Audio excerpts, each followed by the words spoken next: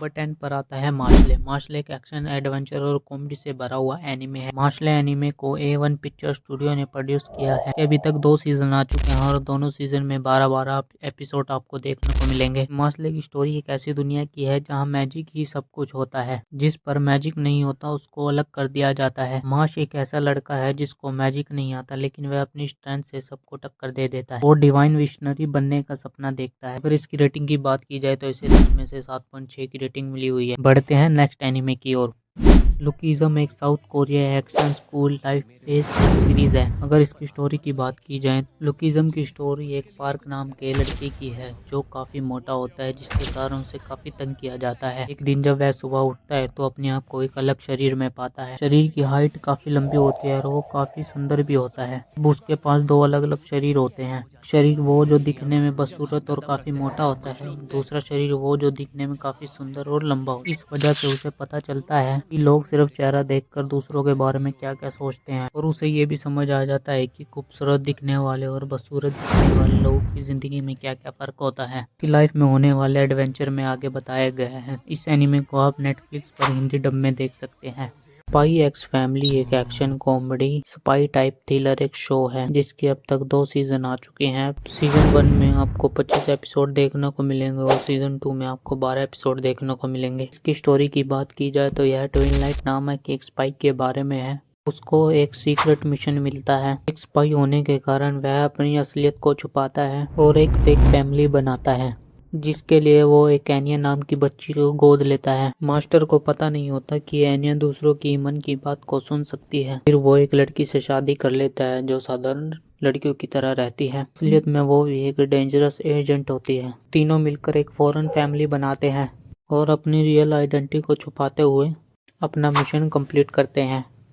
इस एनीमे को आपने बचपन में कभी ना कभी कार्टून नेटवर्क पर जरूर देखा होगा। जब भी हम इस एनीमे को देखते हैं तो हम अपने बचपन में चले जाते हैं। हाँ, मैं आप सभी का फेवरेट ड्रैगन बॉल सुपर के बारे में बात कर रहा हूँ। इस एनीमे की कई सीरीज आ चुकी हैं। इसे मोस्ट पॉपुलर एनीमे कहना गलत नहीं होगा। ड्रैगन बॉल की कई सीरीज जैसे ड्रैगन बॉल और ड्रैगन बॉल जी ऑलरेडी आपने हिंदी में देखे होंगे। अब ड्रैगन बॉल सुपर भी हिंदी में आ चुका है। ड्रैगन बॉल सुपर की स्टोरी की बात की जाए तो यह अमेजन बू के अटैक के बाद की स्टोरी को कवर करता है। इस सीरीज में आपको बाद में टूर्नामेंट ऑफ पावर भी देखने को मिलेगा, जहां हमारे फेवरेट सन गोकू ने इंटरनेट को ब्रेक कर दिया था। सोलो लिविंग एक साउथ कोरिया का एक्शन एडवेंचर और फैंटेसी वाला एनीमे है। ये एनीमे काफी कम समय में इंडिया में पॉपुलर होने वाला एनीमे है। सोलो लिविंग एनीमे के सीजन 1 में आपको 12 एपिसोड देखने को मिलते हैं और इसका सीजन 2 जल्द ही आएगा। इस एनीमे की स्टोरी की बात की जाए तो इस एनीमे वर्ल्ड में मॉन्स्टर और इविल को इंसानों की दुनिया में आने का दरवाजा खुल जाता है। इन मॉन्स्टर से इंसानों को बचाने के लिए कुछ हंटर होते हैं। उनमें सुंग जिन वू एनीमे की शुरुआत में काफी कमजोर हंटर होता है, पर एक हादसे के कारण वह दुनिया का काफी पावरफुल हंटर बन जाता है। इस एनिमे सीरीज को आप क्रंची रोल पर हिंदी डब में देख सकते हैं।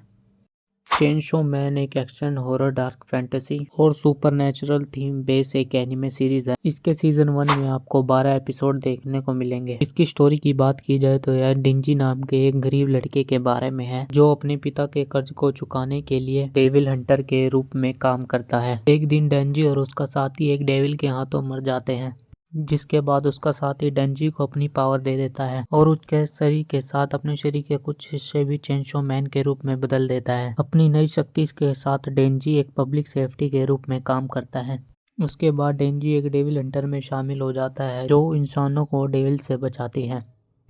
काइजू नंबर 8 एक एक्शन साइंस फिक्शन और मॉन्स्टर फाइट थीम बेस एक जापानीज एनिमे शो है। इस सीरीज के अब तक 12 एपिसोड आ चुके हैं। इस सीरीज की स्टोरी की बात की जाए तो एक काइजू नाम का मॉन्स्टर रोज जापान पर हमला करता है। कप का जो क्लीन अप क्रू का मेंबर होता है, एक दिन वो एक छोटे से मॉन्स्टर को निगल लेता है। उसके बाद उसको काइजू में ट्रांसफर करने की पावर आ जाती है।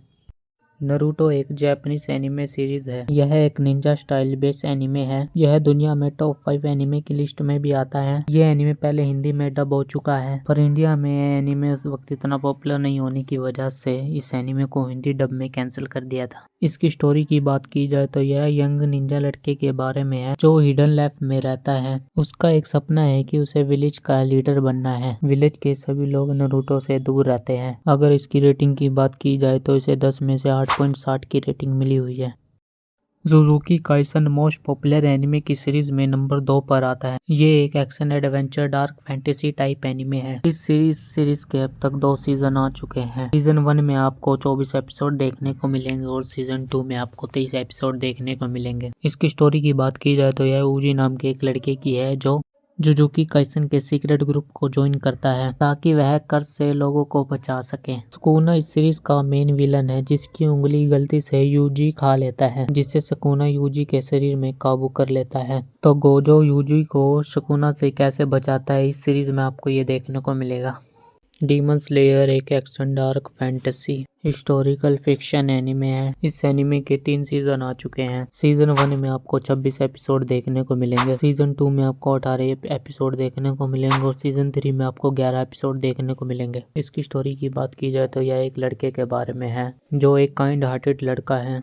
एक दिन जब वो अपने घर जाता है तो अपने परिवार को मरा हुआ देखता है और उसकी एक छोटी बहन डीमन में बदल जाती है। अपनी बहन को दोबारा इंसान बनाने के लिए जिस डीमन ने यह सब शुरू किया था वह उसको मारने के लिए चला जाता है, इसलिए वह डीमन स्लेयर कोप में शामिल हो जाता है। इस सीरीज की रेटिंग की बात की जाए तो इसे 10 में से 8.6 की रेटिंग मिली हुई है। ये थी टॉप 10 एनिमे की लिस्ट। अगर आपको लगता है कि मुझसे कोई सा एनिमे मिस हो गया है तो आप प्लीज कमेंट करके जरूर बताएं।